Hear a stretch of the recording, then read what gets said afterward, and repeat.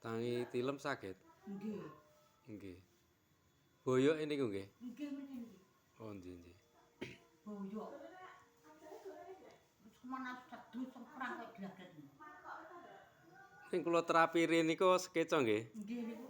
Oh nggih. Ketok enak laku jalan-jalan tenggene ngarepe Pak RT nggon bangunan kok nesuk.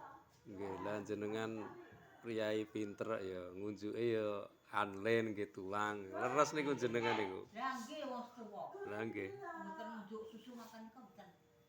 Nggih, leres niku. Nek ngoten niku menak pembalu. Nggih leres niku nggih. Masalah priyayi sepuh niku nggih anu kedah dijagi masalah kesehatan. Lah nek mboten kula nggih kumat ngoten niku susu terus napa madu. Nggih. Dina-dina kersane akeh. Nggih, kersane Nggih. sae. Mas, ngoten. Nek Mas dari terapi ketot ora tak korene to tik aku. Niku angger rada pripun nggih anu ngebel kula niku kok. Nggih. Lah nek mboten walah Mas. Engko rapake rada pripun. Alhamdulillah ponakku ya. Nggih niku pun anu pun sae sakniki niku. Lah nggih sae.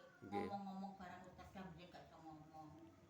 Nggih pokoke angger rada pripun dipadosi ngoten mengke ketemu nggih bagian urat-urate mengke nggih tetep sekeca. Lah nggih. Niku rak mau ngotot. Nggih. Nggih kula niku nggih otot bulan.